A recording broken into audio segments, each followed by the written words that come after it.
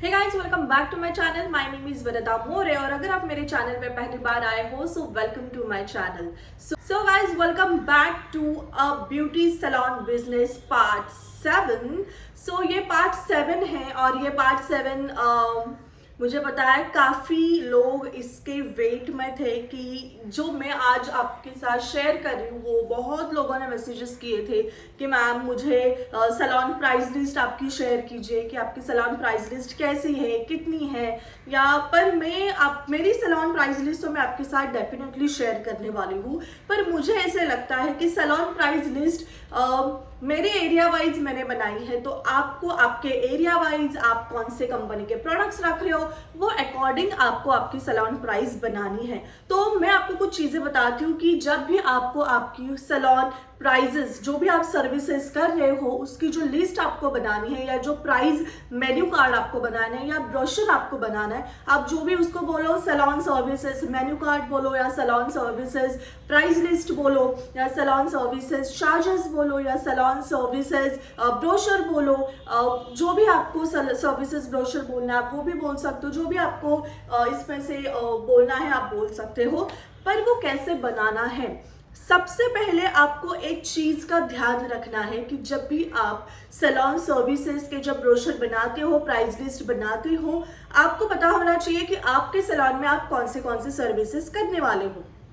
जैसे ये मेरा सैलून सर्विसेज का पूरा बुक है, ये मैंने खुद ने बनाया हुआ है। तो आप इंस्टा पे या कैनवा पे जाके आप आपके खुद के ब्रोशर्स बना सकते हो या फिर आप कहीं भी जहाँ पे ब्रोशर्स बनते हैं वहाँ पे आप एक पेपर पे लिख के जाओ, वो आपको डिज़ाइन करके अच्छे से वो दे देंगे। ओके, तो ये जो है ब्रोशर ये मैंने खुद ने बनाया है। तो आपको आपके सैलून के ब्रोशर का फर्स्ट जो पेज है वो अच्छे से आपके सैलून का नाम, मैंने इसके फोटोज यहाँ पे लिख दूंगी। अभी फ्रंट कैमरा है तो ये उल्टा दिखेगा, बट मैं यहाँ पे फोटोज लगा दूंगी।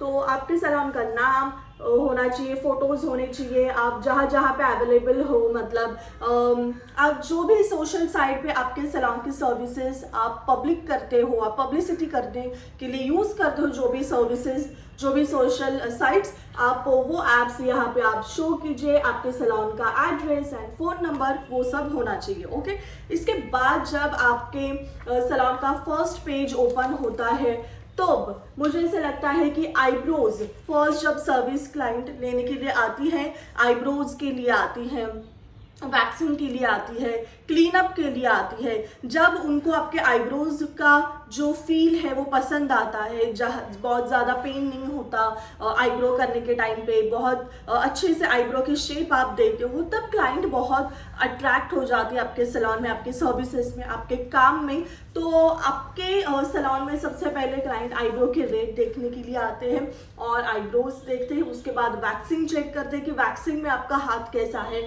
और क्लीन अप करते हैं जिससे कि उनको फेशियल करने के लिए उनको आइडिया आ जाती है कि फेशियल के टाइम पे आप उनको कैसे रिजल्ट दे सकते हो। तो आपको ये याद रखना है कि जब भी आप स्टार्टअप करते हो तब आपको eyebrows clean up and waxing ये तीनों चीज़ों के जो रेट्स हैं वो क्लाइंट को एक प्रॉफिटेबल होना चाहिए, क्लाइंट के लिए, आपके लिए भी होना चाहिए ऑफ कोर्स, बट क्लाइंट के जो पॉकेट है वो पॉकेट फ्रेंडली अमाउंट होनी चाहिए और आपकी सर्विसेज काफ़ी अच्छी होनी चाहिए जिससे कि क्लाइंट आपकी तरफ आ जाए। ये जब आप नया सैलून ओपन करते हो, तब जब मैंने नया सैलून ओपन किया था मैंने भी ये चीज़ों के प्राइजेस कम रखे थे, जो मुझे परवड़ेगा, जो क्लाइंट को परवड़ेगा।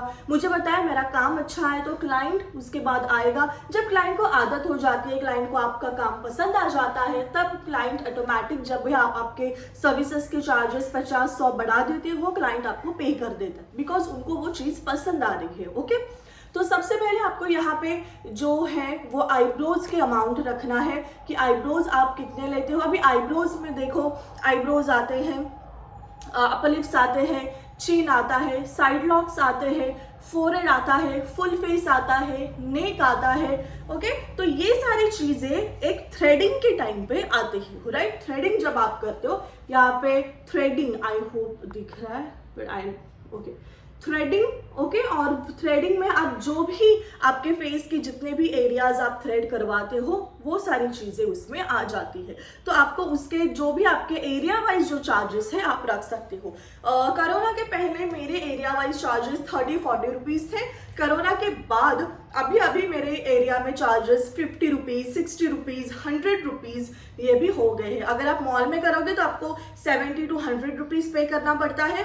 आप सिटी वाले बड़े सैलून में जाओगे तो अगेन 80 to 100 रुपीज पे करना पड़ता है। छोटे सैलून में जाओगे तो 50 to 60 रुपीज आपको आपके आईब्रोज के चार्जेस पे करने पड़ते हैं। जब आप किसी विलेज एरिया में जाते हो या गांव जहाँ पे नजदीक है वो एरिया में आपको 40 या 30 रुपीज अभी भी मिलेंगे। तो डिपेंड करता है आपके एरिया में कौन से सर्विसेज कौन सी अमाउंट चल रही है, आपको उसका सर्वे करना पड़ेगा और वो हिसाब से आपको आपके जो प्राइस लिस्ट है वो रखनी है। मैंने रखा है वही आप रखोगे तो नहीं चलेगा, आपके एरिया वाइज ही आपको प्राइसिंग रखनी है। ओके, इसके बाद जो मैंने यहाँ पे लिया है वो है डिटैन।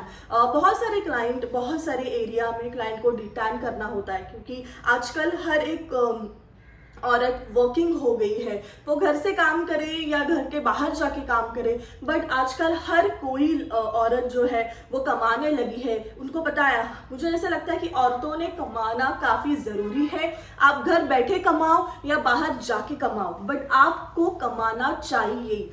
ये क्यों इम्पॉर्टेंट है कमाना चाहिए? क्योंकि आप रोज किसी के सामने हाथ फैला के पैसे नहीं मांग सकते। आपको एक बहुत कम महसूस होता है, आई नो, क्योंकि हम लोग भी, मैं भी एक औरत हूँ, मुझे भी पता है, हम लोग भी वो सब चीज़ों से बाहर आए हैं, वो सब देख के बाहर आए हैं। तो जब भी आप थोड़ा बहुत भी अमाउंट कमाते हो ना, आपको आपका जो भी खर्चा करना है आप इजी वे में खर्चा कर सकते हो। आपको किसी को पूछने की ज़रूरत नहीं है कि मैं इतना खर्चा करूँ या ना करूँ। जो भी आपको खर्चा करना है आप कर सकते हो। सो यस, आपको आपके अमाउंट, आपका पैसा कमाना ज़रूरी है। तो घर से कमाओ या बाहर से कमाओ, बट कमाओ, अच्छे से कमाओ, अच्छे वे में जाके कमाओ। ओके, तो ये डिटैन जो है बहुत सारे सॉरी ये बात बहुत अलग थी जो मैंने बोली है, बट मुंह से निकल गई तो मुझे लगा मुझे ये कवर करना चाहिए, इसलिए मैंने क्लियर कर दिया। ओके, तो डिटैन कब होता है? जब भी आपके एरिया में बहुत ज़्यादा या आपके सिटी में बहुत ज़्यादा धूप है, या क्लाइंट कहीं पे ट्रैवल करके आई है, या क्लाइंट रेगुलर जो वॉकिंग करती है, मतलब बाहर जाके काम करती है, उसका ट्रैवल बहुत है, तो वो टाइम पे क्लाइंट का जो स्किन है वो टैन हो जाता है। तो टैन मतलब क्या? अनइवन स्किन टोन दिखना। अगर क्लाइंट का किसी का बहुत साल हो गए, अचानक स्किन डार्क हो गई और वो बैलेंस ही नहीं हो रही है, तो वैसे वाले क्लाइंट के ऊपर आप कभी डिटैन मत कीजिए, उसका रिजल्ट नहीं दिखेगा। डिटैन मतलब जब आप रिसोर्ट में जाके आते हो, आप कहीं दूसरी जगह घूम के आते हो, आप रेगुलर ट्रैवल करते हो, वो टाइम पे जब आपके फेस का जो टोन है वो जब अनइवन हो जाता है, उस वक्त आप डिटैन सर्विसेज कर सकते हो। तो या वो टाइम पे आप डिटैन करो। अभी डिटैन कहाँ पे होता है? फुल फेस के ऊपर आप डिटैन कर सकते हो, फेस नेक कर सकते हो, फेस नेक शोल्डर कर सकते हो, फुल हैंड, हाफ हैंड, ये पूरा हैंड आ जाता है, ये हाफ हैंड आ जाता है, फुल लेग, हाफ लेग कर सकते हो, फुल बैक या हाफ बैक कर सकते हो, ठीक है, या फिर आप टमी के ऊपर कर सकते हो, आप फुल बॉडी डिटैन कर सकते हो।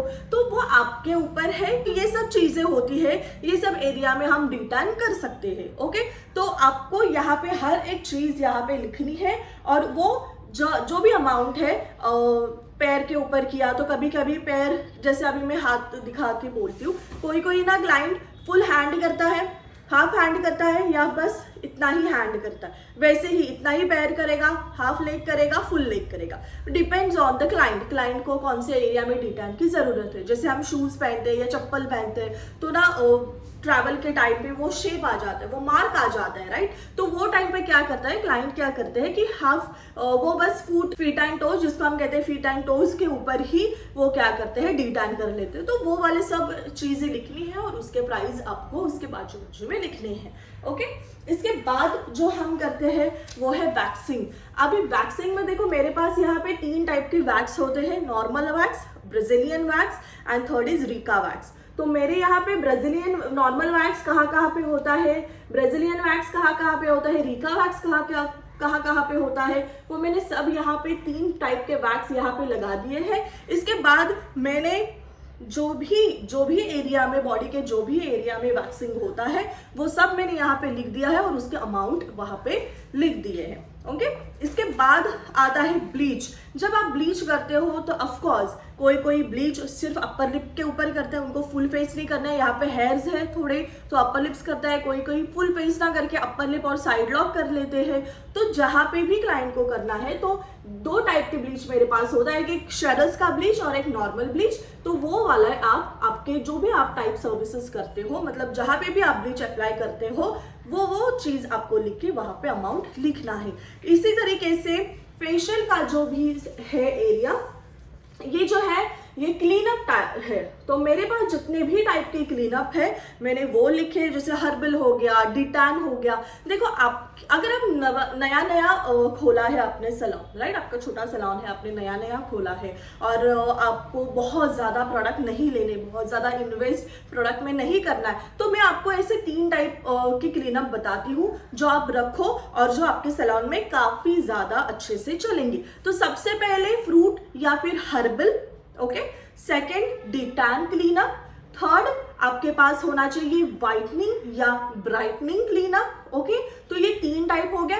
फ्रूट या हर्बल जो है वो ऑल टाइप ऑफ स्किन के लिए काम करेगा, राइट। ऑयली आ जाए, कॉम्बिनेशन आ जाए, ड्राई आ जाए, मैच्योर आ जाए, सेंसिटिव आ जाए, उसके ऊपर जाता है। जो सेकंड मैंने बोला डिटैन जब क्लाइंट को कोई जैसे मैंने अभी डिटैन के टाइम पे बोला था कि अगर उनका अनइवन टोन है तो डिटैन कीजिए, फिर उनकी स्किन कोई भी टाइप की हो आप डिटैन हर ऑल स्किन टाइप पे कर सकते हो। थर्ड आता है ब्राइटनिंग या व्हाइटनिंग, ओके। तो ब्राइटनिंग और व्हाइटनिंग का जो क्लीनअप है वो आप ऑल टाइप ऑफ स्किन के ऊपर कर सकते हो, ओके। ये 3। अभी स्पेशल क्लीनअप जो आते हैं वो स्पेशल स्किन में आते हैं, जैसे किसी को एक्ने इश्यूज है तो वो एक्ने क्लीनअप के लिए आता है, ओके। तो उनको एंटी एक्ने क्लीनअप करना होता है। तो अगर आपको कोई स्पेशल क्लीनअप रखना है तो आप एक्ने स्किन के ऊपर रख सकते हो, ओके। तो ये जो 3 मैंने आपको पहले बताए, जो कौन से हर्बल, फ्रूट या फिर डिटैन और थर्ड व्हाइटनिंग या ब्राइटनिंग, ये 3 जो क्लीनअप है वो तो आपके सैलून में होने चाहिए जो ज्यादा रन करते हैं और क्लाइंट वो ज्यादा करना पसंद करते हैं, ओके। उसके बाद जो आपको एक्स्ट्रा रखना है वो आपकी मर्जी है, आप रख सकते हो। उसके बाद फेशियल्स देखो, एक एडवांस फेशियल होता है और एक लग्जरियस फेशियल होता है। लग्जरियस फेशियल में आपको बड़े ब्रांड रखने हैं, जैसे ब्लॉसम कोचर, O3, रिका, सारा, ये सब आपको लग्जरियस फेशियल्स में आते हैं। और जब आपके पास बेसिक है, जैसे आयुर्वेदा हो गया, जॉवेस हो गया या नंदिनी हो गया, वो सब आपके फेशियल्स आते हैं एडवांस फेशियल्स में, ओके। तो कंपनी अकॉर्डिंग भी आपके फेशियल्स अलग अलग होते हैं। आगे जो भी वीडियोस आने वाले हैं हम देखने ही वाले हैं कि हम स्टेप बाय स्टेप फिर से जाने वाले हैं। जैसे क्लीनअप आ गए तो कौन से क्लीनअप्स आपको करने चाहिए या कौन से क्लीनअप का क्या रिजल्ट होता है, वो हम हर चीज डिटेल में जाके हम आगे पढ़ने वाले हैं।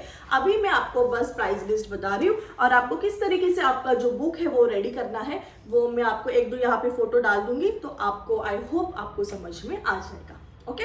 तो फेशियल जैसे मैंने आपको बता दिए कि advance facial and luxurious facial होते हैं। लग्जरियस कंपनीज अलग होती है और एडवांस के कंपनीज अलग होते हैं। तो आप एक साइड एडवांस फेशियल का बनाओ, दूसरा साइड आप लग्जरियस फेशियल का बना सकते हो, ओके।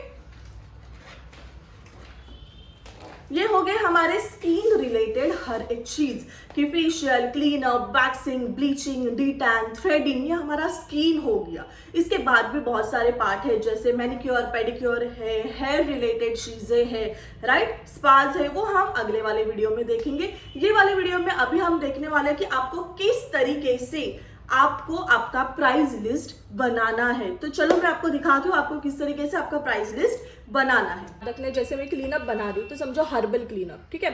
तो हर्बल क्लीनअप जब मैं लिख रही थी तब मुझे पता है कि मेरे यहाँ पे अगर मैं कोई किट यूज कर रही हूँ, ठीक है, किट अगर उसका अमाउंट है 1000 रुपीज, ओके। मैं आपको एग्जाम्पल बता रही हूँ, अगर वो किट का अमाउंट है 1000 रुपीज और वो 1000 किट में अगर मेरे 7 जो है पर्सन, मतलब पर क्लाइंट जो है, मेरे पर क्लाइंट जो है वो 7 क्लाइंट मेरे 1000 रुपीज के किट में मेरे 7 क्लाइंट होने वाले जिनको ऊपर मैं क्लीनअप करने वाली हूँ। अभी क्लीनअप के लिए मुझे क्या क्या लगता है, प्रोडक्ट लगता है, बराबर है, टिश्यू चाहिए, तो टिश्यूज़ और फेस क्लीन करने के लिए नैपकिन मैं बिल्कुल भी स्पॉन्ज का यूज़ नहीं करती, मैं नैपकिन यूज़ करती हूँ जिसका ₹1 या 2 पड़ता है, टिश्यूज़ जिसका ₹2 या 3 रुपीज़ पड़ता है, राइट। तो वो डिपेंड करता है कि आपको कितने टिश्यूज़ या कितने नैपकिन्स लगते हैं। पानी होता है, एसी चालू रहता है, आपका बेड ऑक्यूपाई होता है, वो टाइम पे आप बहुत सारी चीज़ें होती है, लाइट्स होती हैं, स्टीमर होता है,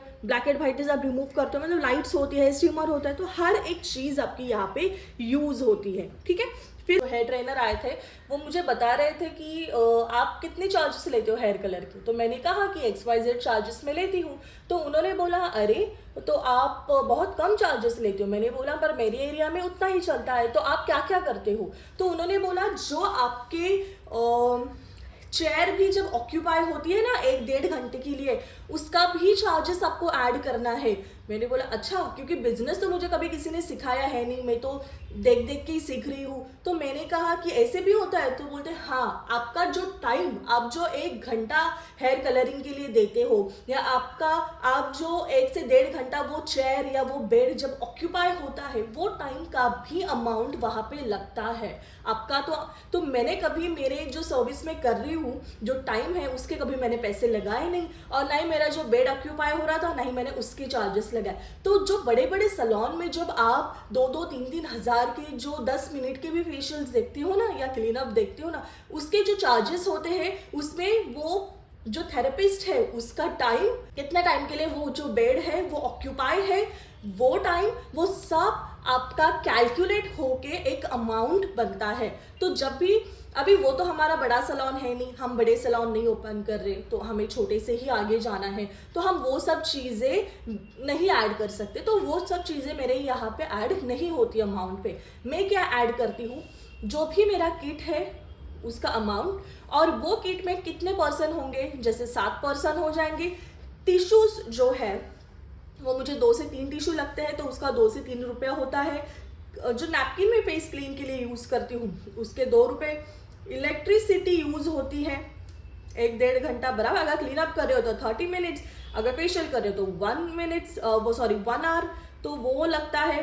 तो कितने मिनट इलेक्ट्रिसिटी यूज़ होता है वो चीज़ होती है। उसके बाद क्लीन अप के लिए यही यूज़ होता है, ओके। तो ये सब चीज़ें आपके सैलून में यूज़ होता है। अभी मैं बेड ऑक्यूपाई या फिर मेरा जो टाइम आधा घंटा जाता है उसके सब चार्जेस तो मैं नहीं ले सकती, वो तो पॉसिबल नहीं है। कॉटन यूज़ होता है तो कॉटन अमाउंट, ठीक है, तो ये सब अमाउंट होता है। तो ये सब मिला के समझो मैंने 100 रुपीज़ लगा, ये सब मिला के मैंने समझो 100 रुपीज़ लगाया, या कभी 50 रुपीज़ लगाया, इतना भी नहीं होता है। बट समझो इलेक्ट्रिसिटी, कॉटन, टिश्यू, नैपकिन, मेरा टाइम, बेड वो सब पकड़ के समझो मैंने 50 रुपीज़ लगाए, ओके। तो समझो 50 रुपीज़ ये सब चीज़ों का हो गया। अभी 1000 डिवाइडेड बाय 7 करना है आपको, ठीक है। तो 1000 रुपीज़ डिवाइडेड बाय 7 कितना आया, 142, राइट। कितना आया, 142। आई होप आपको दिख रहा है 142। 1000 डिवाइडेड बाय 7 करने के बाद 142.8 मतलब 143 रुपीज़।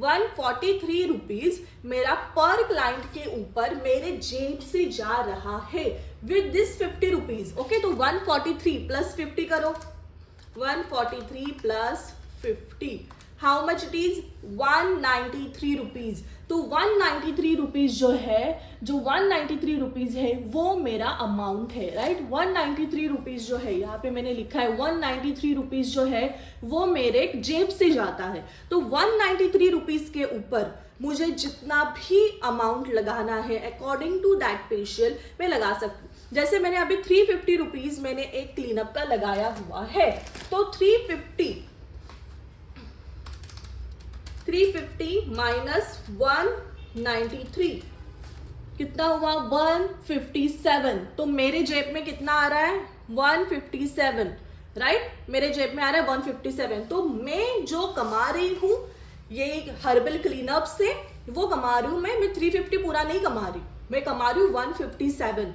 तो मेरा जो प्रॉफिट होगा वो 157। अगर इसमें आप बेड ऑक्यूपाई और ये सब के और 100 रुपीज़ लगा दो तो आपका ये 450, 550, 650 में जा सकता है। तो जो भी आपका हर्बल क्लीनअप हो गया, D10 क्लीनअप हो गया, उसका जो भी किट का अमाउंट रहेगा आपको वो किट का अमाउंट लिख के कितने लोग वो एक किट में काम करेंगे वो डिवाइडेड करना है, एक अमाउंट आपको मिल जाती है। उसके साथ आप क्या क्या करने वाले हो उसकी एक टेंटेटिव अमाउंट निकाल लो, 50 रुपीज़, 20 रुपीज़, वो ऐड करो, फिर वो आपका हो जाता है आपके जेब में से जाने वाला पैसा। उसमें आपको कितने ऐड करने, 200 रुपये आपको ऐड करने, एक्स्ट्रा कमाई तो 200 लगाओ, 50 लगाओ, 100 लगाओ। It's depend on your city, it's depend on your area. आपके एरिया में क्या चलता है, कितना अमाउंट, कोई एरिया में 200 रुपये का क्लीनअप चलता है, तो अगर 200 रुपये का क्लीनअप चलता है तो आपको आपके जेब से 50 रुपये ही जाने चाहिए। 150 रुपये तो आपको कमाना चाहिए, चलो ज़्यादा से ज़्यादा 100 रुपये आपकी जेब से जाने चाहिए और 100 रुपये आपको कमाने चाहिए। तो वो हिसाब से आप काम कर सकते हो। तो आपको इसी तरीके से आपका ये पूरा जो कैटलॉग है ये बनाना है। हमने इसी तरीके से हमारा पूरा कैटलॉग बनाया हुआ है। मैं अभी आपको थ्रेडिंग, ब्लीचिंग और वैक्सिंग के चार्जेस यहाँ पे शो कर दूंगी। यहाँ पे मैंने शो किए हैं और एक बार मैं शो कर दूंगी। पर आगे वाले जो सर्विस है जो आप यहाँ पे क्लीनअप देख रहे हो, आपको अभी दिख भी रहा है कि मैंने क्लीनअप कि कैसे कैसे चार्जेस रखे हैं और क्या क्या लिखा है। तो वो टाइप पे आपको आपके जो ब्रोशर्स है वो बनाने हैं। आई होप मैंने आपको बहुत ही अच्छी तरीके से ये समझाया हुआ है कि आपको किस तरीके से आपके प्रोडक्ट चार्जेस निकालने हैं, आपको एडअप करने हैं। एंड आई होप आप जो आपका सैलून ओपन किया है आप इसी तरीके से आपके जो ब्रोशर है वो आप बनाओगे। और भी अगर आपको कुछ भी इसमें प्रॉब्लम आता है, आपको समझ में नहीं आ रहा है, तो आप मुझे कमेंट कीजिए, मैं उसके आपके जवाब दे दूंगी। हम जरूर चैट करेंगे जिससे कि आपके हर एक प्रॉब्लम में कवर कर पाओ। Okay guys, thank you so much for watching this video. I hope this video helpful for you and अगर ये वीडियो आपको अच्छी लगी होगी तो शेयर कीजिए, लाइक कीजिए, सब्सक्राइब कीजिए and thank you so much once again. और ऐसे ही वीडियो देखते रहिए, ऐसे ही आगे वाले आने वाले हर एक वीडियो में आपको बहुत कुछ सीखने को मिलने वाला है। अभी के लिए इतना ही। कल के वीडियो में हम हेयर के रिलेटेड भी ब्रोशर्स जो हमारा है वो उसके रेट हम देखने वाले हैं, उसके बारे में भी हम बात करेंगे। And thank you so much guys for watching this. So see you very soon. Till then, bye bye.